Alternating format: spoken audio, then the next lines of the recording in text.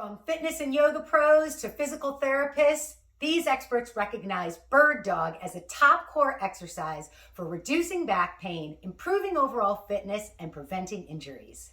And today I'm going to share with you a super effective version of this exercise, which you probably haven't seen before, that helped me to massively reduce my back pain. I'll show you how to adapt it from beginners through fitness enthusiasts so that you can do that too. In case you don't know me, I'm Janine from Win with Yoga, fitness and flexibility expert for women over 50. If you haven't subscribed to our channel yet, please hit that subscribe button, click the bell so you'll be notified anytime we post one of our awesome videos. All right, so I'm going to start today with the benefits of this exercise, then I'm going to go into the full version, how to integrate it into your current routine already, and then how you can scale it back or regress it so it suits any fitness level. All right, so let's start with the benefits. First of all, this is a great core strengthener, including back strengthening, so all the way around the torso. Secondly, this is going to help reduce back pain. It's going to help improve your posture, improve your balance, and improve your overall movement quality. And what do I mean by that? This exercise will help you to stabilize through your spine and then generate movement where it's supposed to be generated, from our hips and our shoulders. So less grinding and moving of the spine that's irritating, and better performance and less pain in all of your activities. Okay, we're gonna get into the full version of this pose, but I just wanna say I'm not gonna go over all of the little techniques and all of the common mistakes that happen in this. I've already done that in a video called my #1 core strength exercise for women over 50. You find that here on YouTube, or you can just grab my Good Back for Life program, because I go over all of those in there. And those common mistakes, the reason I'm saying that is that they are very common. And if you're making them, you're gonna greatly reduce the effectiveness of this exercise. So I don't know about you, but I don't like to spend time and energy on something when I'm not going to get the results. So make sure to take a look at that video or get the program so that you can make the most of this exercise. Now, what we'll be doing differently from that video is that we're going to be holding the extended part of this position for 10 seconds. We are going to repeat the same side several times before we go to the second side. And third, we are going to keep the spine completely neutral. So we're not going to be rounding it, so that we're creating, again, movement from the hips and the shoulders. And I'll show you how to do that. All right, so in a bird dog, if you've done it before, you know it starts in a tabletop position. We are going to go right to the full version of it where we extend one leg and one arm out. So I have opposite arm and leg, my right leg's back, my left arm is forward. And I can say from teaching this so often that if you kick through this back heel, when I cue kick through the heel and straighten this back leg, it does really take care of like 85% of the common pitfalls. So you want to make sure that you're doing that. Now, we'll kick out. This will hold for 10 seconds. And then what we're going to do from here is we're going to, what I call the sweep, the knee towards the hand. And if you look right here, you're going to see that I'm keeping the spine completely neutral. I'm not moving my pelvis. Now, as I move back out, you're going to notice my whole torso, again, stays stable. We'd hold for 10 seconds. I'm not going to do the full hold here for brevity. Then we sweep in. And again, take a look here. Nothing's going to round. I'm going to bring that knee forward without tucking my tailbone under or moving the pelvis. And then reaching it out, hold for 10 seconds. And again, here's that sweep. Everything through the torso stays stable, and my arm and leg move independently. You do 6 times ultimately, and then switch to the second side. Do 6 times on the second side, so that's 10 seconds hold. Then the sweep, then out for 10 seconds. You'd repeat that 6 times. Then take a 20 to 30 second break. Now, 6 times is a lot, and you will probably be sweating as you do 6 times.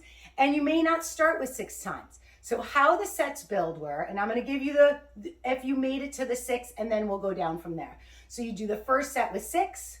You do the second set with 4 times, out for 10 seconds, to the sweep, out for 10 seconds, 4 times. Do the other side, then take a break, 20 to 30 seconds, and then you would repeat it 2 times.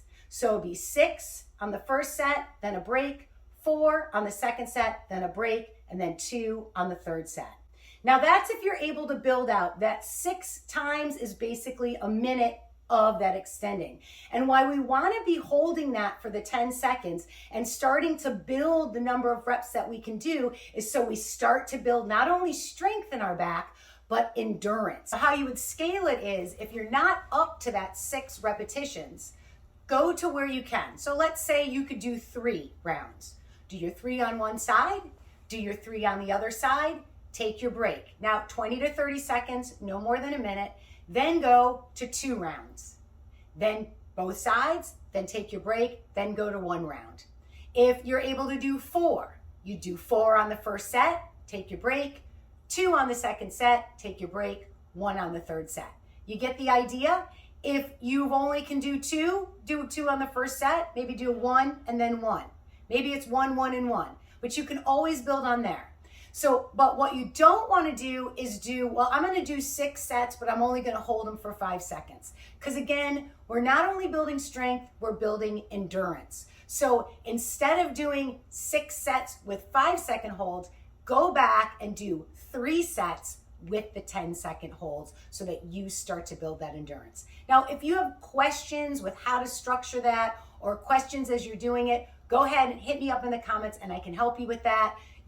What you can tell yourself here, or what you can make sure that you're sensing, is you don't want it to be painful. You don't want it to be moving into pain. If you're feeling pain, you're done, and then you keep it from there. And then what you do with that is you start to build out your pain-free time. So you do it to where you can do it pain-free, and then you keep working on it, and you'll be able to add on to that over time. And that's what my Good Back for Life course is all about.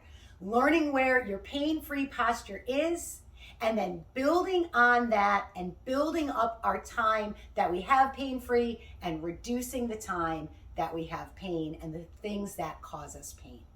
Okay, so last part of this would be, how do I do it if I can't get my arm and leg all the way out? Now again, I show versions with just the legs and just the arms in that other video, the #1 core exercise for women over 50. And also in my Good Back for Life program. But what you could do here is you could get the leg up there and then simply just pick the hand up. So that's part 1, is just holding it off the floor. So if I were doing this, I do 10 seconds, and then I can even put it down. Instead of doing the sweep with my hand, I could do the sweep with the leg and then reach the leg back and again, pick the hand up. That can go from here up to here, which eventually can move out to there. All right, so that's how you can scale it. Again, if you have questions about that, hit me up in the comment, and I'd love to know, how does this exercise work for you? Did you have any light bulbs go on? I know when you usually see this, you're gonna see it where it goes into that rounded position, and now you can see that I've used my back to help bring this leg forward. Where if we stabilize, and we bring it coming with the knee forward, now we're training the hips and we're training our center to stabilize, and we're training those hips to create the movement.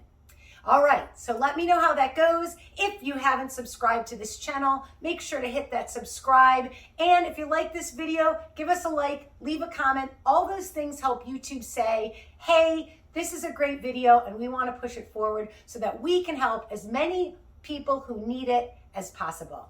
All right, I'll talk to you. I'll be back here real soon.